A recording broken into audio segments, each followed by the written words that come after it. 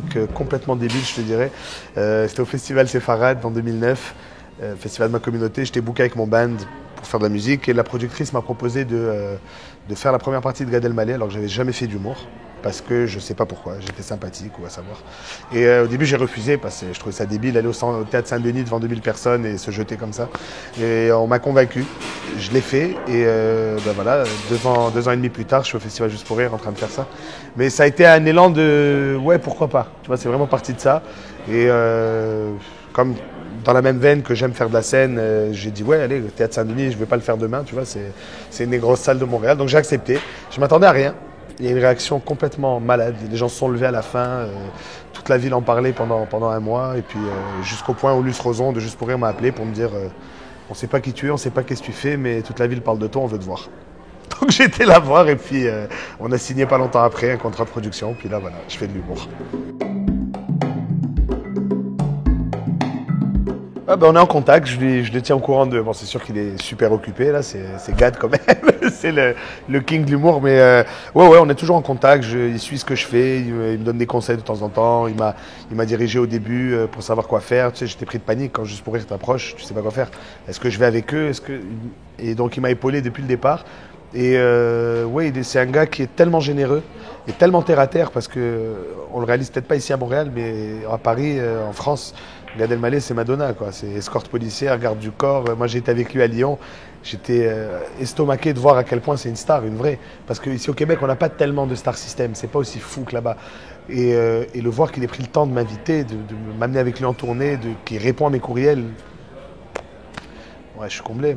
C'est génial.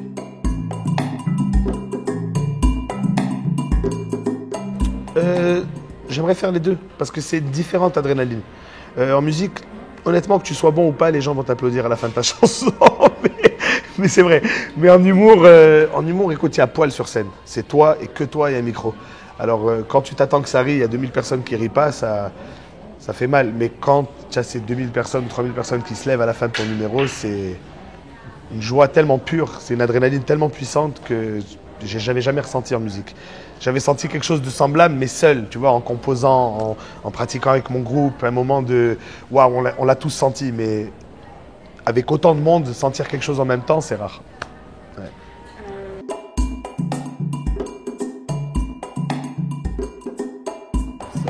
Non, je rentre dans la case avec Charlie, ma copine. Ça va, ma copine?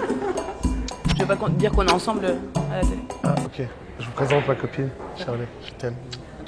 Ciao. On disait. Mais je me suis battu tellement fort en musique pour sortir de case parce que on était. Ouais. On dîne à 20h, ça porte. D'accord. I love you, baby. I love you. Non, mais. Ouais, Shirley Soignon, yes. Non, mais en fait, c'est ça. Je me suis battu tellement fort en musique pour sortir de ces carcans de musique du monde. Et on voulait m'étiqueter avec toujours des étiquettes, alors que pour moi, je faisais de la musique. Et c'était du rock, du reggae, du blues, de la musique arabe, de la musique orientale, de tout mélanger. Et c'est ce que je suis aujourd'hui. Je ne peux pas dire que je suis québécois, je ne peux pas dire que je suis marocain, je ne peux pas dire que je suis canadien, je ne peux pas dire juste une de ces choses. Je suis tout ça en même temps. Et c'est ça ce qui fait qu'on arrive à jouer là-dedans. Et aujourd'hui, je ne pense plus qu'on peut se permettre. Tu vois, on est dans une ère de mondialisation, il n'y a plus un pays. Tu comprends ce que je veux dire? C'est comme tout est ouvert et tout le monde partage tout. Alors quand tu vois des gars comme par exemple à Montréal, Wesley, qui est un haïtien, qui fait du zouk, mais en même temps du reggae, de l'afrobeat, du compas, tu écoutes ça, c'est de la musique et les gens tripent avec lui parce que c'est bon. Pas parce que c'est un haïtien qui fait du reggae, non. C'est de la bonne musique et ça groove et puis ça s'arrête là. Donc moi les étiquettes ça m'énerve parce que ça limite et je veux pas être limité.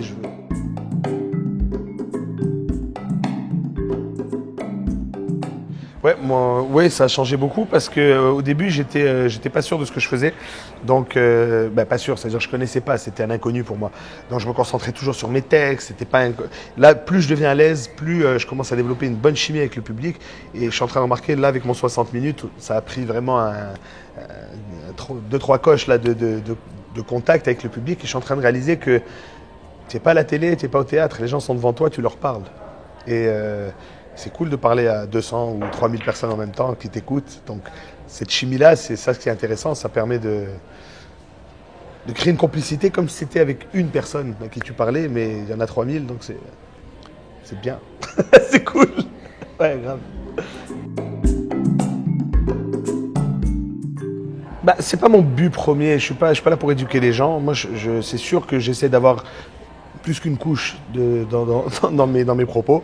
Maintenant, si les gens s'arrêtent au premier gag sans voir la nuance, je suis tout aussi content. Mais si les gens, après qu'ils aient ri pendant 1 heure, rentrent dans leur voiture et se disent « Ah ouais, merde, c'est pas con ce qu'ils disaient », là, c'est juste du bonus, quoi. C'est juste. Mais moi, c'est sûr qu'on ne peut pas expliquer aux gens tout ce qu'il y a derrière parce que ça enlève la magie de la blague. Ça enlève la magie du gag. Sous-entendu, c'est beau quand tu ris d'abord et après oh, waouh, ok, c'est ça ce qu'il a dit. Et là, c'est là toute la magie. Alors, il y en a qui sont super bons à faire ça au 2e, 3e degré. Mais après, c'est pour ça qu'en humour, il n'y a pas d'image et j'essaye de ne pas avoir de costume. Et j'essaye de pas.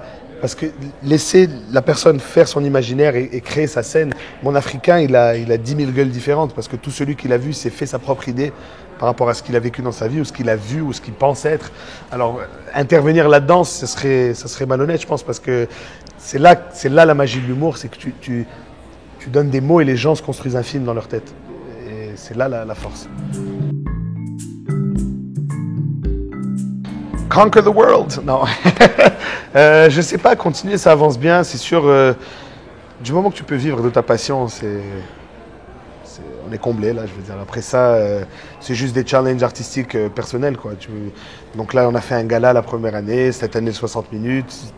Peut-être bientôt un one-man show, enfin, on l'espère très bientôt. Et puis après, sky's the limit, quoi. On avance, on fonce, et puis ce qui se présente, on verra comme ça vient, quoi.